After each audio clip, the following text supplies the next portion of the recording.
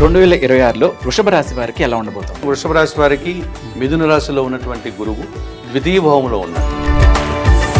June 2 తర్వాత ఆయన కర్కాటక రాశిలోకి వెళ్ళిన తర్వాత గురువు వీరికి తృతీయ భావం. ఒకరేమో వీరిని అభినందిస్తారు, ఒకరినేమో వీరిని ఇబ్బంది పెడుతుంటారు.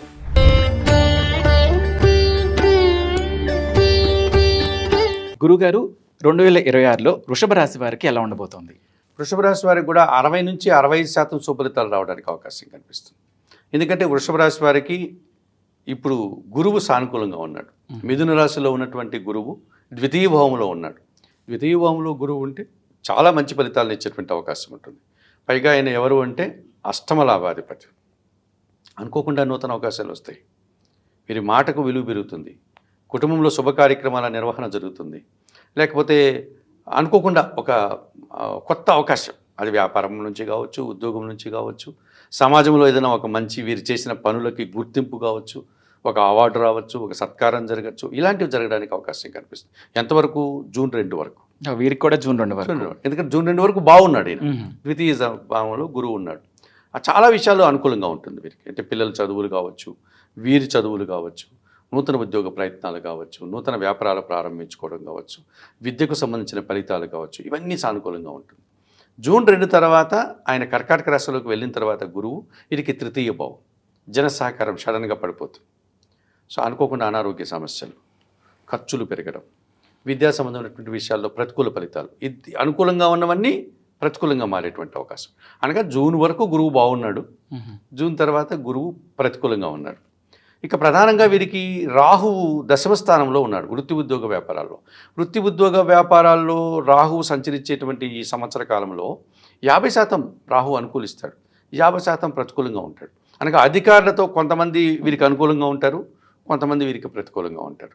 అంటే అధికారుల వర్గమే 2గా చీలిపోతే పనిచేసే వాళ్ళకి ప్రశాంతంగా బతకలేరు కదా. ఒకరేమో వీరిని అభినందిస్తారు, ఒకరినేమో వీరిని ఇబ్బంది పెడుతుంటారు. అటువంటి వాతావరణం ఉంటుంది. కొత్త ఉద్యోగాలకు వెళ్దామా అంటే అవకాశాలు వచ్చినట్టే ఉంటుంది. అది పూర్తిగా ఆ ఫలితాన్ని, సఫలతను మీరు పొందలేకపోతారు. విదేశాలకు వెళ్ళే ప్రయత్నాలు చేస్తూ ఉంటారు, కొంతవరకు ప్రయత్నాలు కొనసాగుతాయి, ఎక్కడో ఆటంకాలు వస్తుంటాయి. ఈ రకంగా 50% సుఫలితాలు, 50% ప్రతికూల ఫలితాలు ఉంటుంది. ఇక కేతువు వీరికి చతుర్థ స్థానంలో ఉన్నాడు. కుటుంబపరమైనటువంటి విషయాలు ఏదో రకంగా వీరికి నిరాశని కలిగిస్తూ ఉంటుంది. కుటుంబంలో తండ్రి ఆరోగ్యం కావచ్చు, తల్లి ఆరోగ్యం కావచ్చు, లేక కుటుంబ సభ్యులు ఎవరైనా ఇంటి నుంచి దూరం వెళ్ళేటువంటి ప్రయత్నాలు, ఆ రకంగా నిరాశను కలగడం, కుటుంబంలో ఏదైనా ఒక శుభకార్యం నిర్వహిస్తాము అనుకుంటే అది అనుకున్నంతగా వాయిదాలు పడడం, అది ఏవో ఆటంకాలు రావడం, లేకపోతే కుటుంబ సభ్యులతో కలిసి వీరు ఉండలేకపోవడం, వీరు ఒక చోట, కుటుంబ సభ్యులు ఒక చోట ఉండడం, ఈ రకంగా కుటుంబ సౌఖ్యం అనేటువంటి పూర్తిగా తగ్గిపోతుంది కేతువు ఉండడం వల్ల. ఏదన్నా ఒక సంతోషకరమైన శుభవార్త విందామా అనుకుంటే అది వినలేకుండా వాయిదాలు పడుతూ వస్తుంది. ఈ రకంగా కుటుంబపరమైనటువంటి పూర్తి నిరాశను చతుర్థంలో కేతువు ఇస్తున్నాడు. వృత్తి ఉద్యోగ వ్యాపారాల్లో 50% సుఫలితాలని, 50% ప్రతికూల ఫలితాలని, అనగా మిశ్రమ ఫలితాలని రాహువు ఇస్తున్నాడు. జూన్ 2 వరకు గురువు బాగా ఉండి, జూన్ 2 తర్వాత గురువు ప్రతికూలంగా మారిపోయి కొన్ని ఇబ్బందులను ఇస్తూ ఉంటాడు. శని భగవానుడు మాత్రమే లాభస్థానంలో ఉంటాడు వీరికి. మీనరాశిలో ఉన్నాడు కాబట్టి వృషభ రాశి వారికి 11వ భావంలో. కనుక వీరికి వ్యవసాయ రంగంలో ఉన్న వారికి మంచి ఫలితాలు వస్తాయి. ఇక కార్మిక, శ్రామిక సంబంధించినటువంటి ఫ్యాక్టరీలు లాంటి పరిశ్రమల్లో ఉన్న వారికి మంచి ఫలితాలు వస్తాయి. సో పనివారికి బాగుంటుంది, పనివారి సహకారం వృషభ రాశి వారికి బాగుంటుంది. చాలా కార్యక్రమాలు వారు చేసుకోవడానికి అవకాశం ఉంటుంది.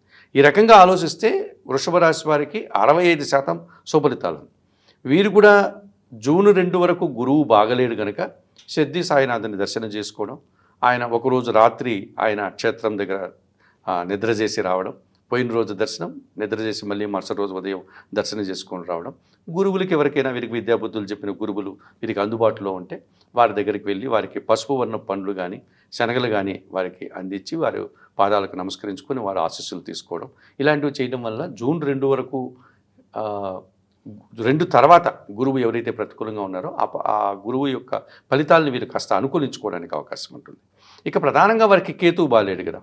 కేతువు బాలేడు కాబట్టి నిత్య గణపతి ఆరాధన, గణేశాష్టకం చదువుకోవడం.